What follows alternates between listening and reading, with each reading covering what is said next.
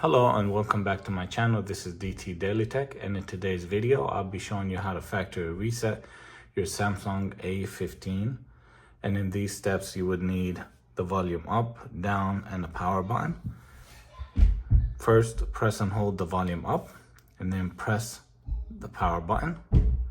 Once the device powers on, remove your finger off of the power button. Continue holding the volume up. Once you see this screen, remove your finger off of the volume up. Scroll down to wipe data factory reset. Power button to select, factory reset.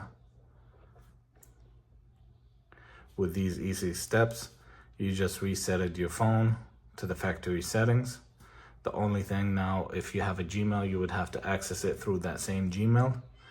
If you found this video helpful, please like and subscribe. Thank you.